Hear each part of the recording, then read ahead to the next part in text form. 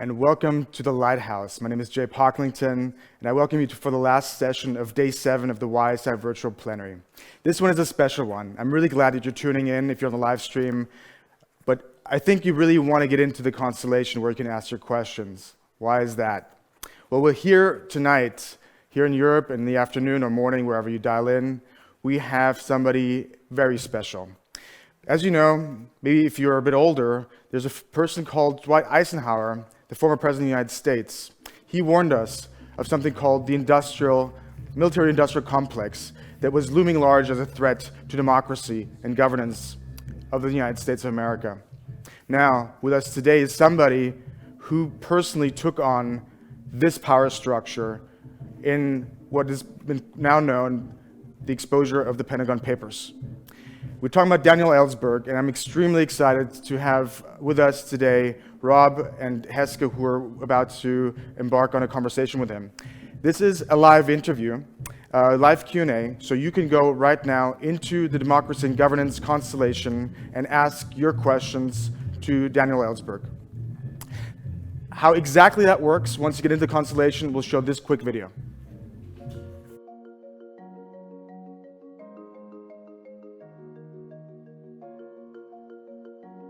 First, go to ysiplenary.org and click the night sky. This is the questions fair, where each star is a question, and each group of stars, or constellation, contains questions within a particular topic. You can find questions fair sessions in the schedule in the left sidebar and join them from there. Just enter the session and join the Zoom. As you listen to the speaker motivate their questions, think about which questions you believe to be pertinent for YSI. While the speaker talks, suggest your questions to your peers by entering them into the panel. This is not a Q&A. The questions are suggestions for research in YSI, not a question for the speaker to answer. Take a look at all the questions that were suggested and like the ones that you think are best. The questions moderator will select the most liked questions and present them to the speaker for a comment. These questions will be added to the constellation, where they can be further refined. Refine the questions by finding the best exact phrasing. Suggest a rephrasing yourself, or like the rephrasings that you think are good. After the session is over, you can find the submitted questions in the constellations. As a plenary participant, you can mark your 10 favorite questions in the graph. Just click the star in the corner of the questions card, and they will be added to your YSI profile. The most popular questions will make it into the final list.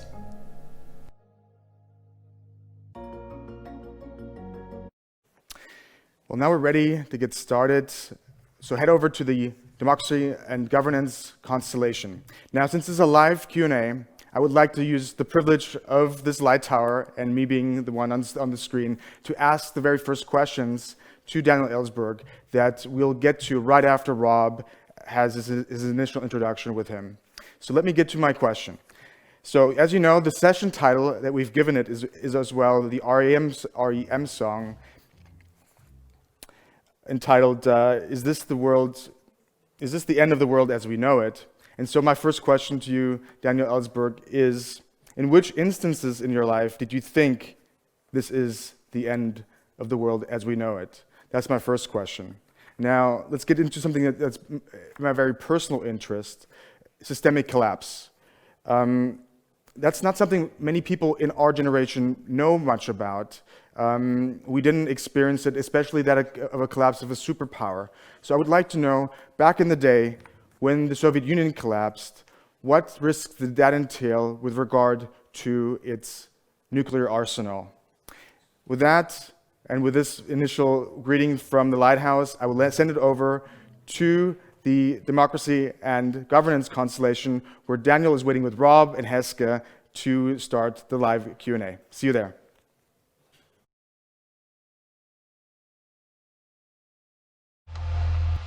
Let's talk economy, democracy, and governance. Economy, democracy, and governance. How they come together and how best do they fit. As I say this, I don't know who my next president is. What's the role of government in trying to balance theoretical equality with broad disadvantage? How much cash you need to be at peace and to manage within the hazardous path of this existence's passage? Money isn't something that's inherently there.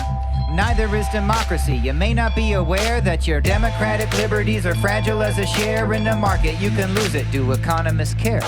There's a lot there. I'm just asking. No judgments. It's a public apparatus, but who pushes the buttons? What's the democratic cost when the economy's bumping, but we're losing all our trust in the concept of governance? Let's talk economy, democracy, and governance.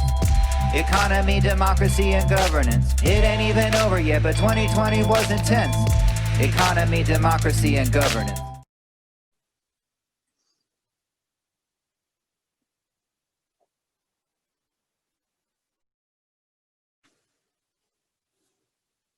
Hello and welcome. Thank you everybody for joining us. My name is Heske. I'm part of the YSI management team. So I guess Heske already started.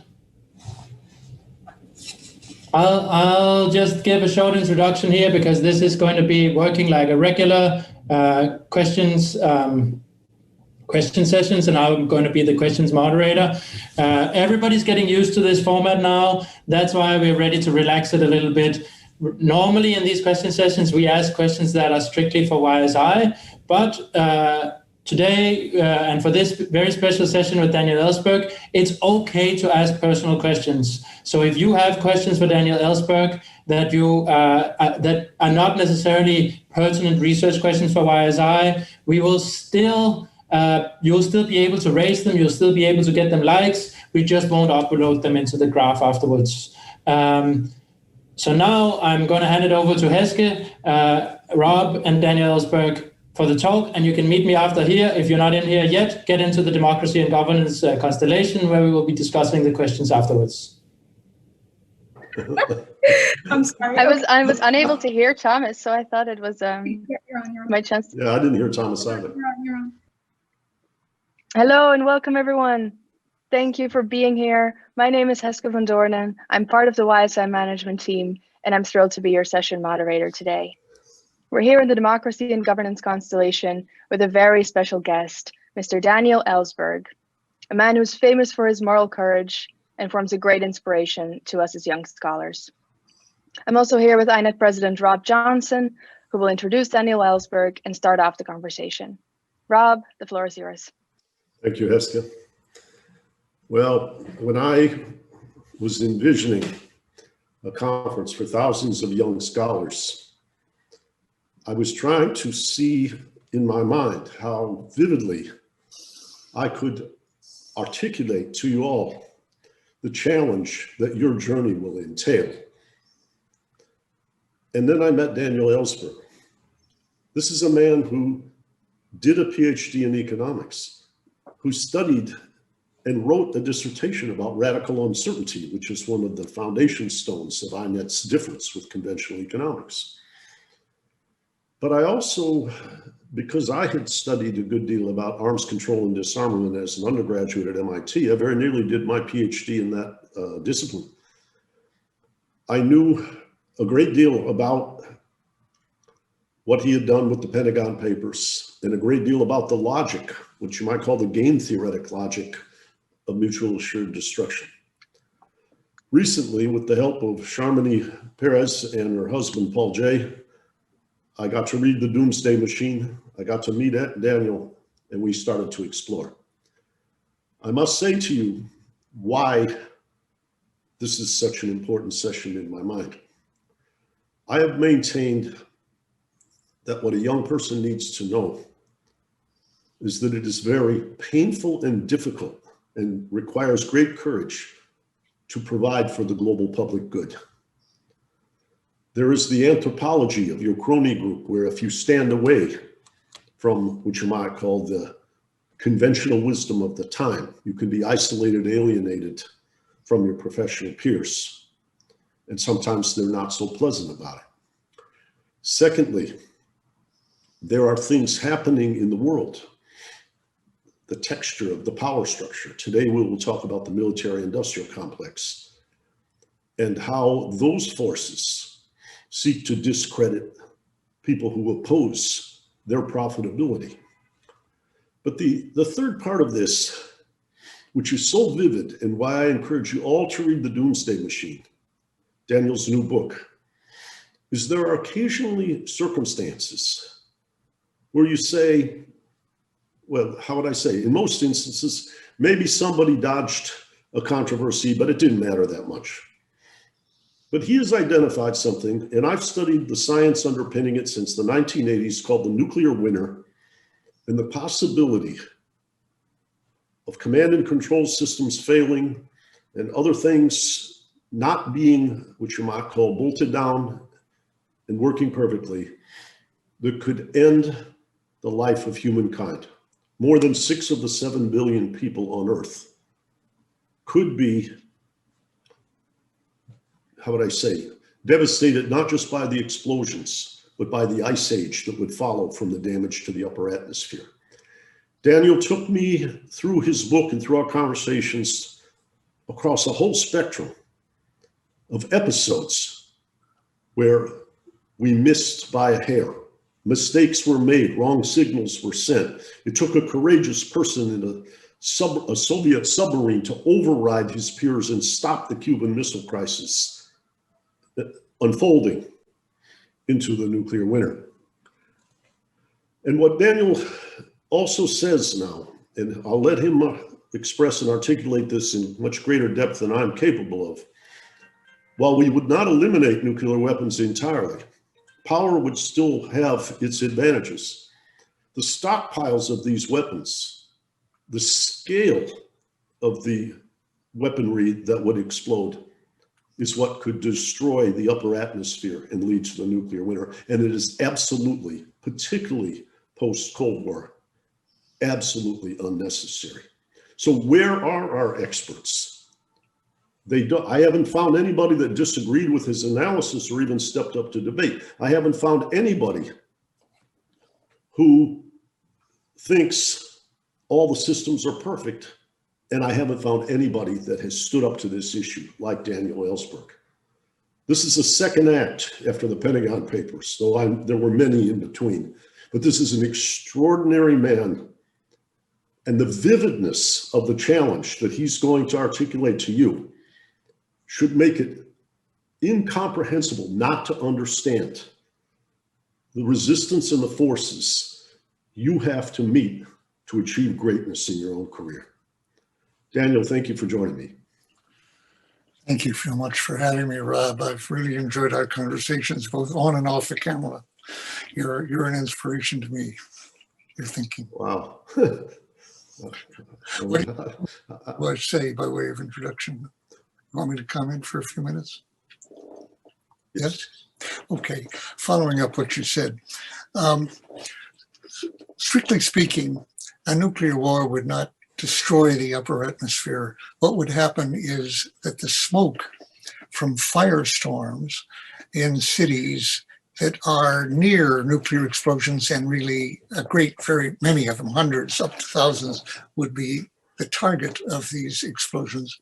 The firestorms would loft more than 150 million tons of soot and black smoke up into the stratosphere above the upper atmosphere, really, where it wouldn't burn out. It wouldn't rain out. The fire would go. Radioactivity actually would on the whole not be lofted up there. It would spread with winds and devastate an entire continent, perhaps. Not so much would cross the ocean if we attacked Eurasia. At least it would take enough time for it to come down that a lot of the radioactivity would have decayed and it wouldn't be so lethal to ourselves.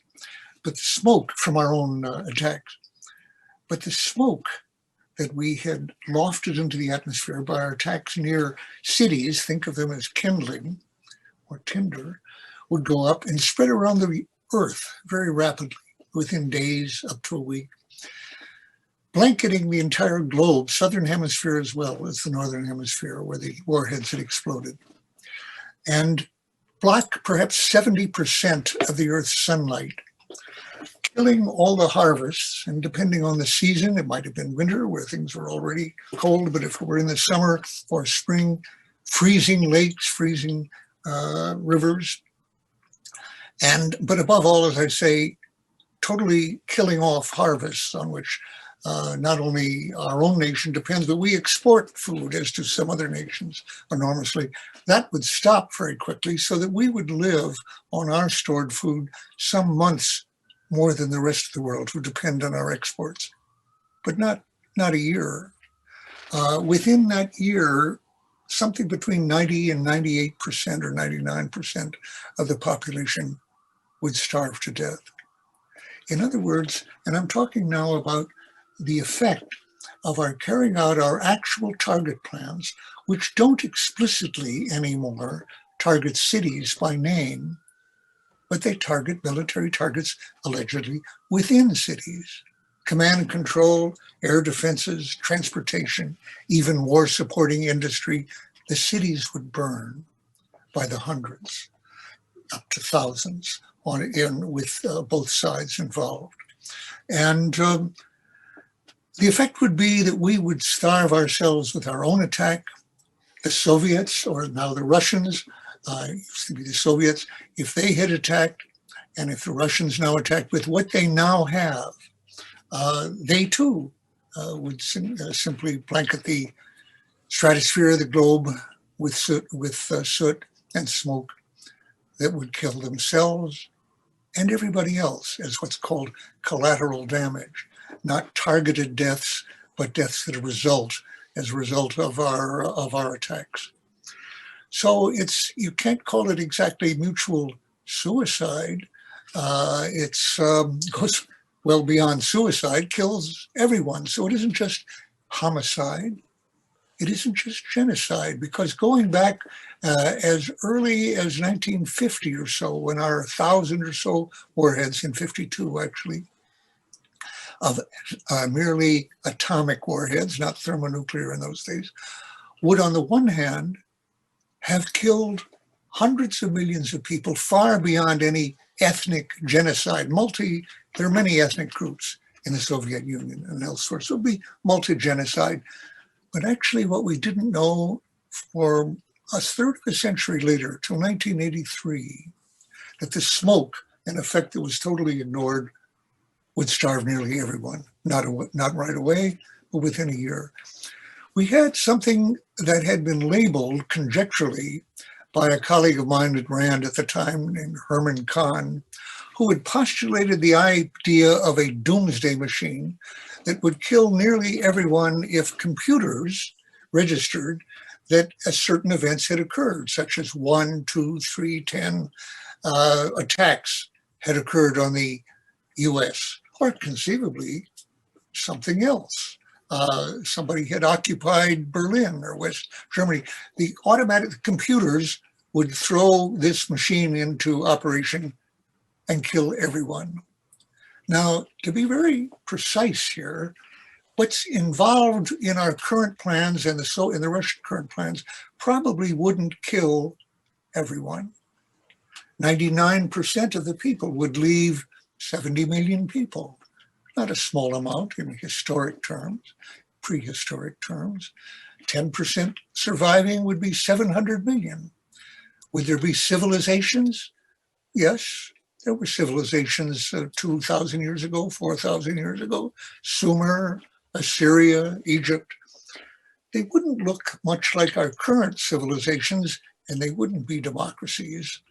And they would be tyrannies of various kinds. Tribes fighting each other, probably. Let's not go into all that. What I'm saying here is that we have constructed on two sides with 7 other countries with nuclear weapons, having smaller machines that might kill up to 2 billion rather than 7 billion or 6 billion. But we are talking about then things that involved our highest technology with our highest scientific minds involved, enormous numbers, tens of thousands, hundreds of thousands of people working to maintain these things in operational order and preparing to launch them within minutes of a warning that an attack was on its way. And such alarms have come on both sides repeatedly as false alarms. I remember back in 1960, when I was working in the Pentagon, the first turning on of what was called the Ballistic Missile Early Warning System, BMEWS. And the highest technologists at the time, IBM, International Machines at that time, and many others, had been involved in building this system. So the presidents of there were at SAC, actually NORAD headquartered, North American Air Defense Command, for the turning on of this system. And suddenly, as they were there, sort of ribbons, metaphorically, they were sort of cutting ribbons and drinking champagne, but they were just there to see the first turning on of this. And a missile was coming in, and then several missiles, and then dozens of missiles. So the executives literally were hurried into a side room out of the operational center here. Sirens were going off, red lights were flashing, an attack is on the way. Well, it should have arrived actually, within half an hour at the most, and it didn't. So something had gone wrong. And when they looked into it, they discovered that eventually that the radar from these systems had been bouncing off the moon and coming back and had been registered as an incoming attack. This was on the first day of 1960. And of course, planes were being prepared for launching. We didn't have many missiles in those days, but if they had, if the alarm had gone on long enough. Now, they knew that the radar would reach the moon, but they hadn't calculated that it would come back as strongly as it did, in fact. So the computer system registered it as an incoming attack. There have been a number of such flights of geese flying high have been registered as incoming planes. False transistors, have registered hundreds of missiles on the way, with the National Security Assistant Zbigniew Brzezinski being with his hand on the phone, having just been warned that the missiles were on the way, to President Carter. He didn't inform his wife, who was lying next to him in the bed at 3 a.m, because it was the end. Why wake her up and have these? Well, one could think of acting differently, but one could ask, why was he going to tell Carter? This has essentially never been asked. This is a very well-known incident. He's reported on it. Nobody sort of ever asked, exactly what is the president going to do? Well, the president was going to do perhaps what Zbigniew Brzezinski was prepared to recommend, sending several hundred missiles, not all of them. His thought was, if they're only sending 200, perhaps they're only hitting our missile field. So we should send 200 and hit their missile field. This is what he's reported that he was going to do, the president's national security system. And exactly what would that do for us or the world? It wouldn't have any effect on the submarine missiles, of which the Russians had more than enough, and which we could not attack or assert to destroy us. And actually, that was close to the year when we discovered nuclear winter, but they hadn't quite discovered that. It was 1979. And 4 years later, they discovered that either one of these would have killed nearly everyone. In short, the notion of preempting an attack from Russia or the US and thereby limiting damage to us is a total hoax. It's like people generally understand that anti-ballistic missiles, of which we are spending still a lot on and have for many years, are a total hoax.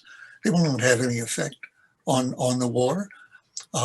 They will have made many billions of dollars of profit and expenditures for the people building them, and that's true of our missiles as well. But the missiles we have prepared to launch on a moment's notice, 10 minutes, they're off the ground, but within 1 or 2 minutes, people are turning keys and getting ready to prepare them. That will have no more effect than anti-ballistic missiles in the age of where each side has sub-launch missiles that can't be attacked. And in any case, if the missiles were coming toward us, and that's the basis for this, as has been warned several times, on each side, what is the use of hitting the empty silos on the other side. There is some people benefit from this profit, the people who make the missiles and the warning system. The profits are not inconsequential. And the corporations are Lockheed, Boeing, Northrop Grumman, Raytheon, a couple of General Dynamics make these things. And really a lot of jobs are involved, a lot of votes are involved in districts all over the country. Very hard to change this, to reduce it. No administration has really tried ever. Let me go back and put this finally, I won't go on long, but into this context. Herb York, we all know, of course, that the theory of this is to deter an attack by the other side. That's the theory used on both sides. So Herbert York, who was the first director of Lawrence Livermore Lab, which was set up by Edward Teller essentially to compete with the Los Alamos lab, which made the first atom bombs, and to get a competition started to have more creativity in building these destructive doomsday machines. He was the first director of that. And in retirement, he went back to Livermore at one point and asked the question, what would it take to deter an attack by an opponent rational enough to be deterred? What do you have to threaten him with to keep him from launching that attack?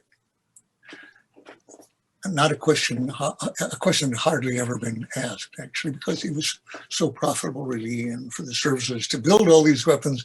Nobody said, how many do we really need? So he conjectured one warhead delivered, actually, would do it. But say 10. Or then going at it from the other point of view, another point of view, he said, how much destructive power do we want one man to actually control, to accomplish within a matter of days or weeks? And he said, well, let's just say arbitrarily World War II at the command of one man to do in a week what happened during the years of World War II. That would be 60 million dead. He said, well, at the most, that would take 100 thermonuclear warheads. We had at that time, at the height, 37,000 weapons, mostly thermonuclear. And the Russians similarly. That's been reduced very much on both sides. We both now each have reduced by about 80%, or more than 80%. We each have about 3,000 with about 1,500 on alert. But come back to York's system. To deter, what does it take? Something he said between 1 and 100, and closer to 1 than 100. That would be 49, let's say. Since 1952 or so, we have had the ability to destroy most life on Earth. We didn't know that at the time. We thought by the early 60s it would be limited to something like 600 million. That's, if you lift that up on both sides, the destruction on both sides, and a more realistic estimate, it would have been about 1 billion, a third of the Earth's population at that time in 1961 when I was working on war plans, a third. Let me go to a conclusion here of my own. There's no conceivable justification, no rationale, no explanation, no excuse for any country possessing that power, possessing an apparatus, a far-flung apparatus, capable and planned for and regulated under some contingencies, any contingencies, whatever, to destroy a third of the Earth's population, let alone the current amount, almost 3/3. At least 2 countries have that now. It's beyond any imaginable human justification, and yet there is no effort on either party in this country or in Russia, not just to eliminate nuclear weapons, but reduce them to a point that couldn't produce nuclear winter, and that would be well under 100 weapons rather than the 1,500 we have on minutes alert, or the several thousand we have, or the several other thousand we have on the shelf ready for destruction, but that we haven't destroyed. So I'll bring this up to the present moment, in a sense. We have seen a president and a party, a president who got 71 or 2 million votes a few weeks ago, who on the one hand is telling us that he won the election, when nearly everyone in the world knows that he didn't win it, and 70% of his party, the Republican Party, is agreeing with him. It was a rigged election, which it wasn't. But beyond that, denying that there was man-made climate change in the face of not only about 98% of scientists, but floods, droughts, typhoons, hurricanes, etc., that are occurring, massive fires that are occurring because of warmer years than have occurred in our history. In other words, a state of denial. And then a pandemic, which was inevitably going to cause many deaths, thousands probably of deaths. But what's very clear is that a combination of denial that it's happening, which we've all heard of, we all experienced him saying it's a hoax. And then, well, it's not a hoax, but it's going to go away miraculously, et cetera, has led, of course, now to deaths now in this country that are greater than any other country in the world. The possibility then of denial, delusion, lying, and incompetence, a combination that has been taking place before our eyes in the last 6 months and has resulted in current deaths of over 250,000 in this country. What I'm saying to you is that for 70 years, our nuclear policies have been as delusional, potentially murderous to a vast scale far beyond this, incompetent, reckless, mad. Can you imagine such a thing? And really, I'm asking, hard to imagine, isn't it? And yet, protected by secrecy and by a myth of national security on this, the necessity for them, which is a hoax, we have lived with the potential of these doomsday machines, which were imitated by the Russians and on a smaller scale by India and Pakistan, North Korea, France, England, not Germany yet. Okay, I'm asking, maybe the current pandemic and the climate catastrophes that are being prepared can make it convincing that it's possible that what I'm saying is true, that actually the danger far beyond any of these, you can't say beyond climate, except that climate takes place over a matter of decades, generations. This is destruction that would take place within, in the first instance, a week, and at the most a year of destroying most of humanity. So I'm suggesting we learn from the possibility of human folly that we are seeing enacted in the last 6 months in this country, above all, in other countries to a lesser extent, Brazil, some others. We learned the possibility that warnings that I and many other people have been making for half a century here and more, that we are living on a man-made, shall I say, volcano, earthquake, hurricane, that would be far more destructive than anything we've seen. Imagine the possibility and then say, what responsibility does that give us? We have used the democracy we have, which isn't as much as people may have imagined, but it is worth a lot. We have used it to vote out of office a man who denies the results of this election so far.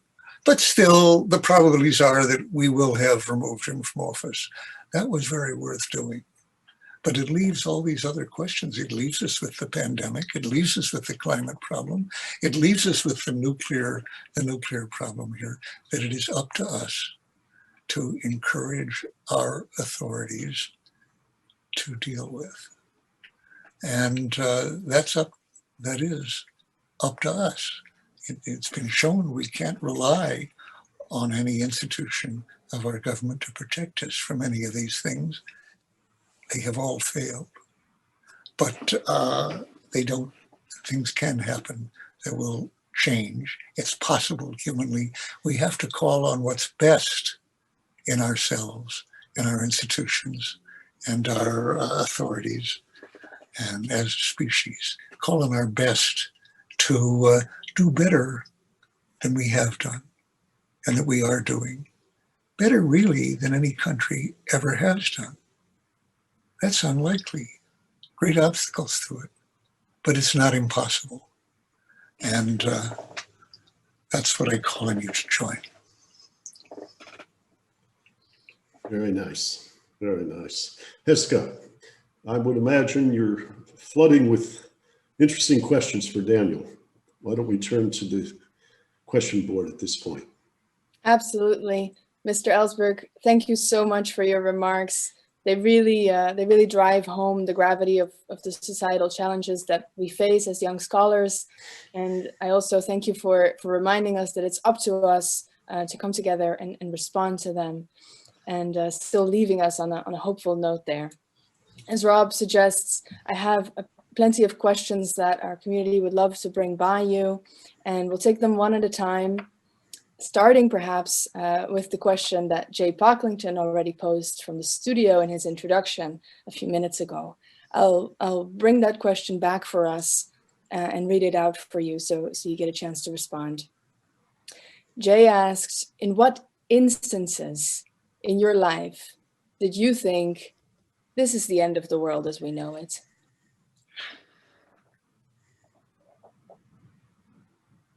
I believe during when I was working at RAND on the nuclear war plans and in the Pentagon, not that the world was about to end right away, but that it almost certainly would. I couldn't imagine how we were going to get out of this in 1961. We were building up our missiles. The Russians were allegedly, by all of our top secret estimates, were building up their missiles, a great thing. I didn't see how humanity would get out of this. And I might say, for that reason, I and the other youngest member of the economics department at RAND, we were both in our late 20s, did not enter the very generous retirement plan that RAND offered. TIAA CREF, used by a lot of universities. They would put in as much money as we did, or even more, I think, into the retirement fund for us. Neither of us joined that on the grounds that we didn't see any possibility that we would, or very likelihood that we would enjoy the benefits of that, that we would live to retirement by virtue of a nuclear war. Well, that didn't happen. And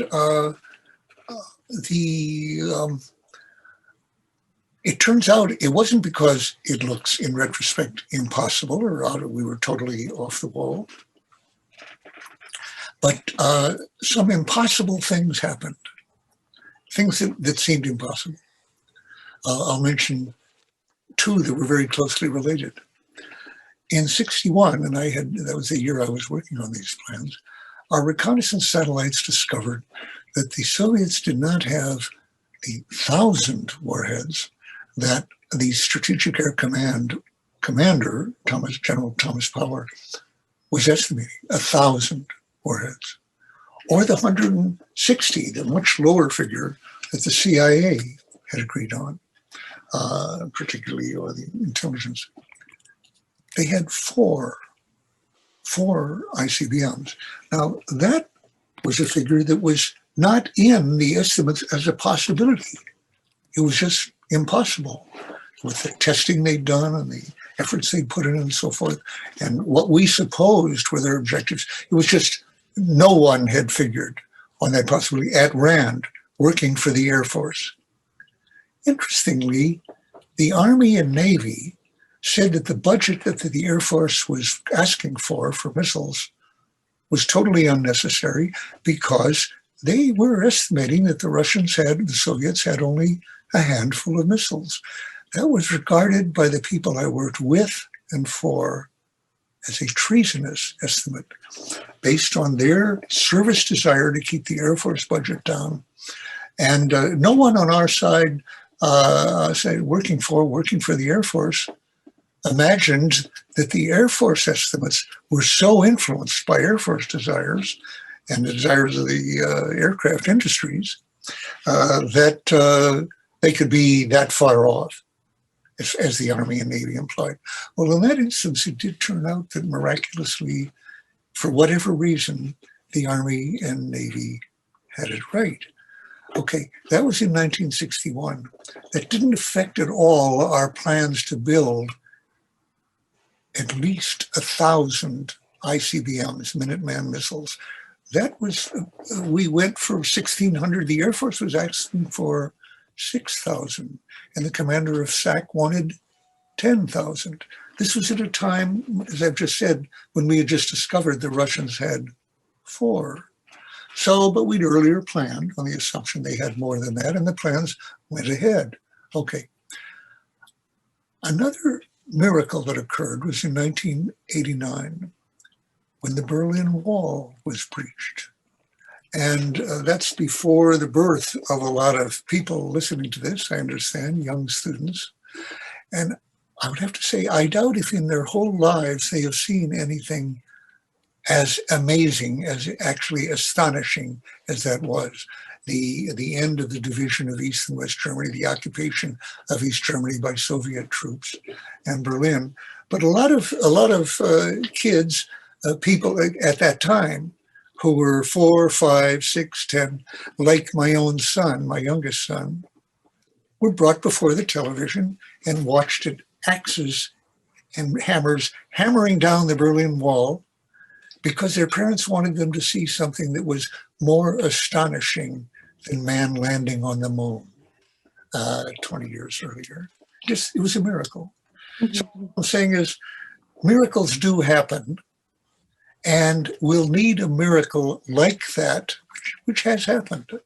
And a nonviolent revolution that brought majority rule into South Africa did happen, though it was impossible. We're going to need something like that to get away with the world we have made right now. The race towards climate catastrophe and toward nuclear winter. And you could say pandemics far more deadly than the one we're seeing now. To rearrange the world, what we do, our occupations, will take a transformation like that happened in the Soviet Union, which did not bring about heaven on earth by any means, or in South Africa, but which were impossible transformations. That's what we need, and we have to try to achieve it, and it has been done. Very inspiring. Miracles do happen. I will remember that. I'm going to jump right into the next question from one of our young scholars in the community. This young scholar asks, what is the relationship between your work on decision theory, nuclear planning, and John Maynard Keynes? There really wasn't a lot of work. The decision theory has informed the way I look at problems quite a bit, but it wasn't a question of any immediate application. I will say, though, that at RAND and in the Defense Department, my thinking about uncertainty and decision-making under uncertainty since my Harvard days and in RAND and elsewhere did lead me, as I experienced these various things I'm talking about, to emphasize all the time, the future is more uncertain than you think.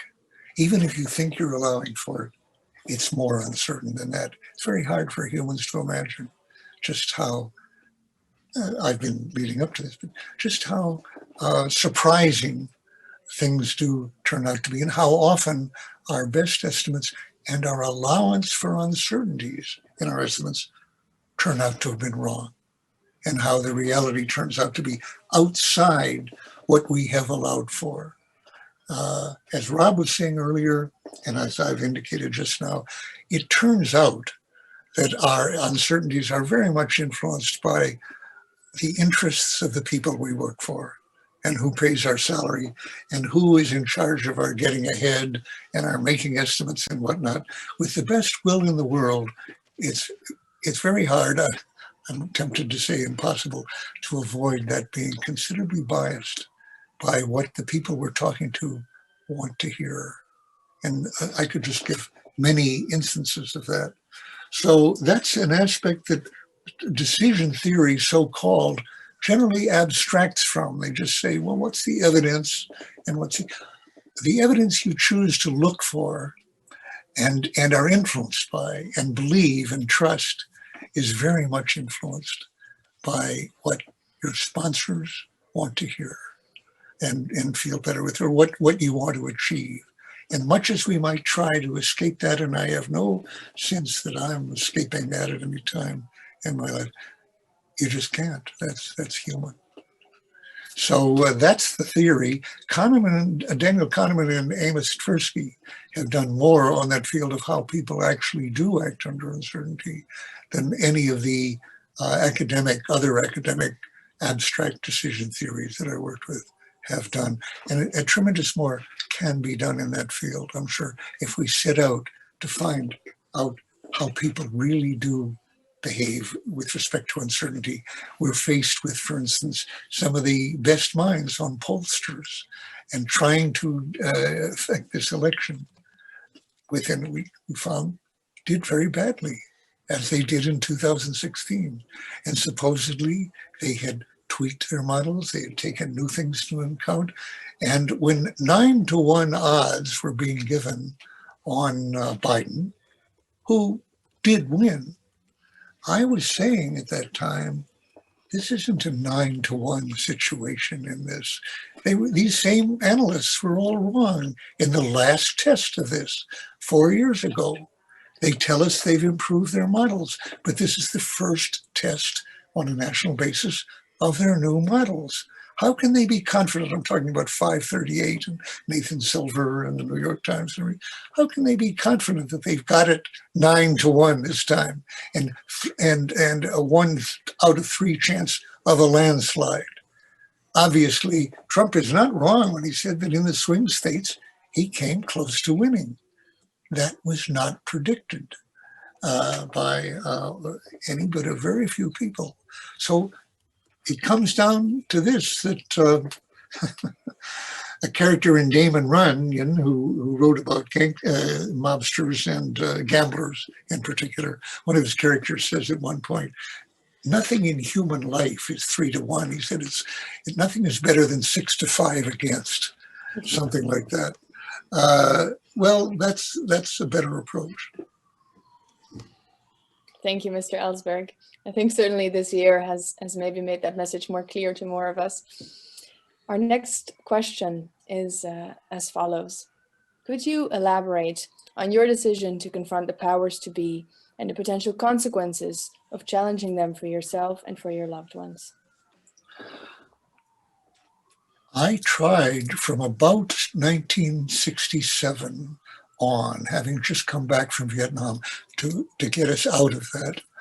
And looking back on it, in the only way that I knew as an insider, I had the access to very high-level people. I didn't speak to a president, but I did speak to cabinet officers like Robert McNamara and people like the National Security Assistant at that time, Walt Rostow, and others in the State Department. I really had very good access, and I assumed that was the only way that any change could be effected.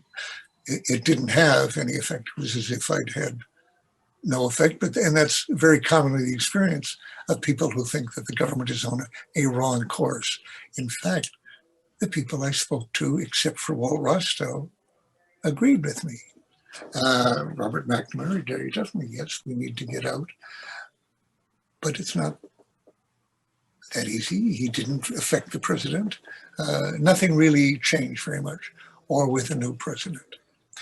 And I will say then that the example of young Americans who were going to prison for draft resistance rather than being conscientious objectors or going to sweep the experience of people. I'm sorry, get a feedback there. Their experience, their example of being willing to go to prison to make the strongest statement they could make, put it into my head, well, what could I do if I enlarge my sense of what alternatives are open to me? I have the ability to expose a lot of lies that have been going on for the Pentagon Papers exposed 23 years worth of lies. Now that ended in 1968 under Johnson. The study ended because people thought the war was ending. Johnson had chosen not to run again. He had gotten us into negotiations. The study of decision-making in Vietnam was ended in 68 on the belief that the war was about to end. It had 7 years to go.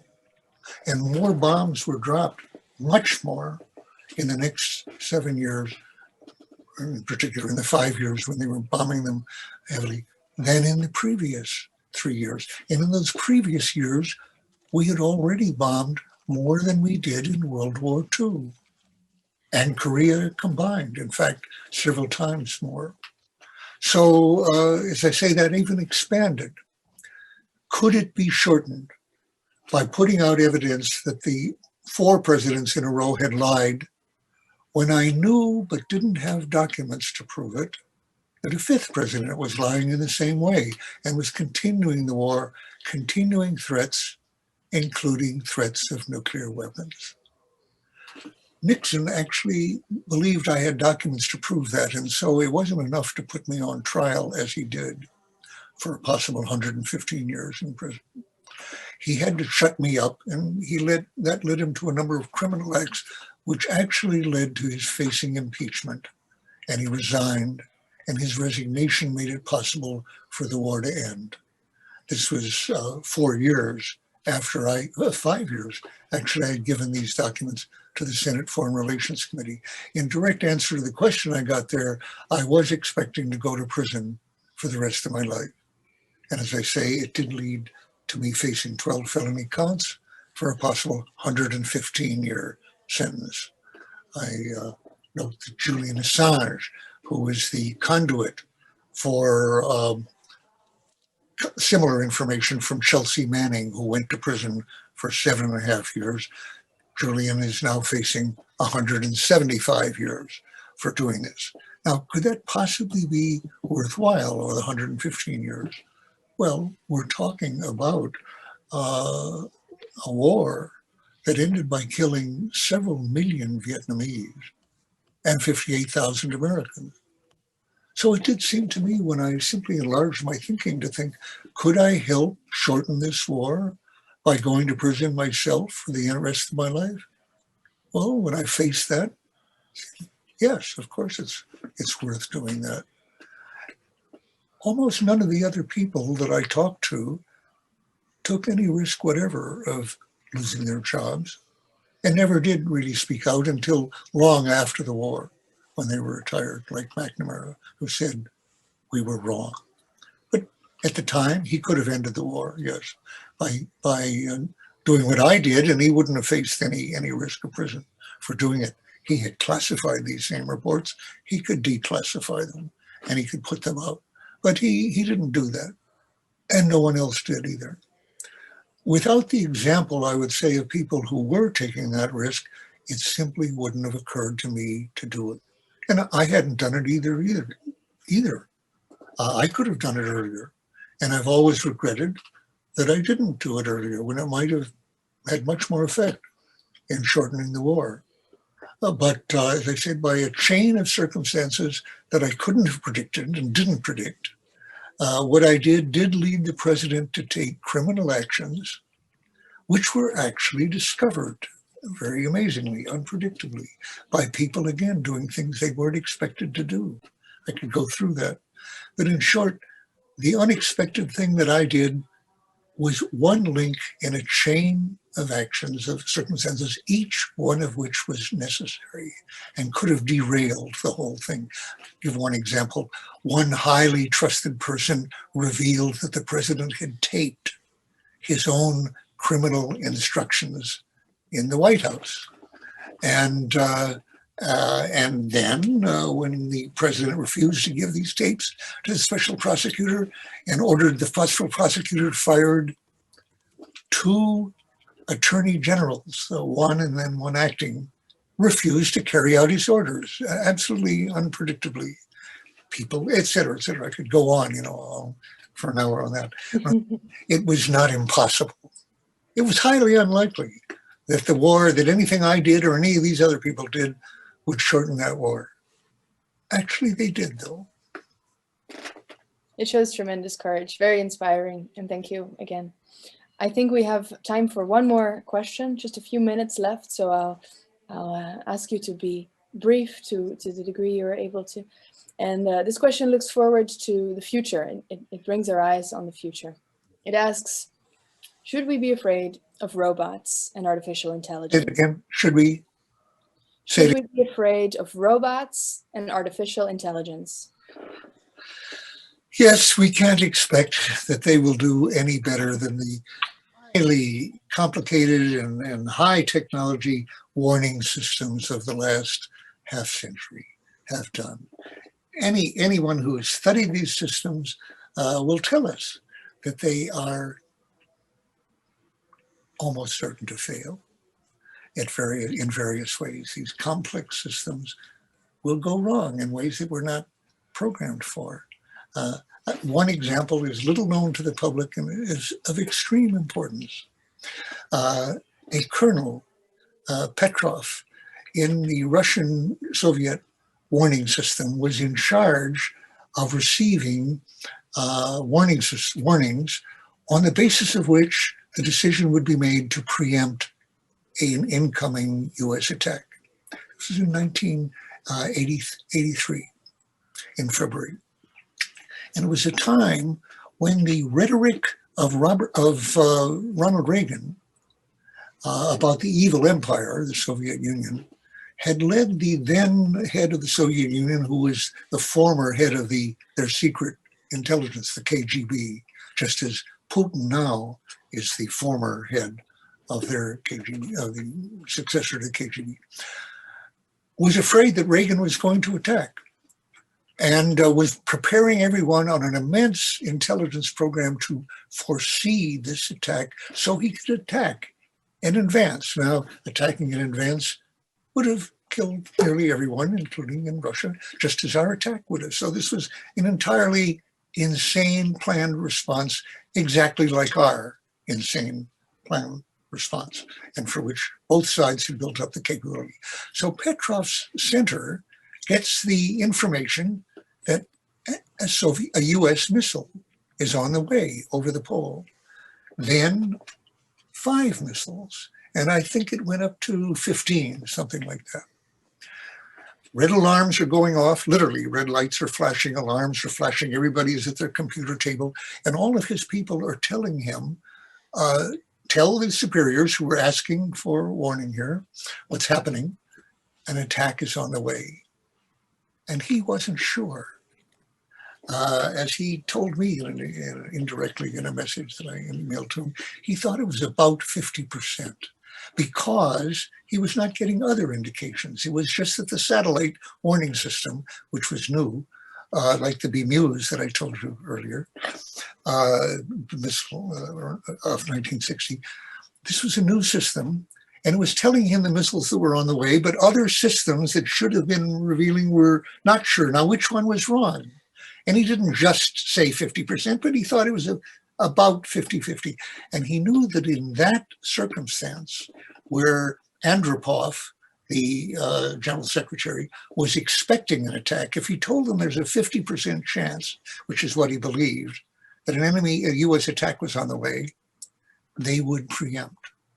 And the world, as we knew it, would be destroyed. And he chose to lie, as he told me. He didn't say it's 50%, he said it's a false alarm. He wasn't sure of that.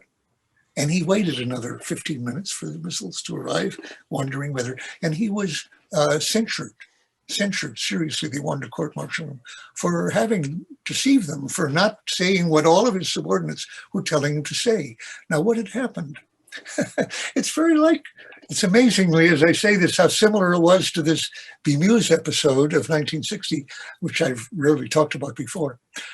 The satellites were picking up sunlight from very high-level stratospheric clouds and reflecting back the sunlight to the satellites under the impression that they were seeing infrared plumes of missiles going off. Had they not prepared for such a possibility? Actually, they had sunlight off high-flying clouds. But this was one of the equinox, or the days in which the angle of the sunlight was such, like twice a year or 4 times a year, that it was not screened out. It was more kickback than they'd expected, just like more radar off the moon than they had expected. They changed the program later so it wouldn't do that. Had it not been for Petrov's decision, we would not be here. And a film about this you can find on YouTube is The Man Who Saved the World, Petrov, which is true. Actually, there's 2 such films with that title. The other man, a Russian that Rob referred to early on, it's told in my book, was a guy named Arkhipov, who kept a submarine, B-59, during the Cuban Missile Crisis from firing the missile that the commander of the sub had prepared, the nuclear missile. And again, if that missile had gone off, there would be a chain of events. We would not be here. And Arkhipov vetoed that at that point because he wasn't sure. They thought, by the way, they were under attack because they were, what we thought were warning signals were being thrown down. Grenades were bombarding the submarine, and they thought they were depth charges and they were under attack, and they were going to take the Americans with them, and they would have taken all of us with them.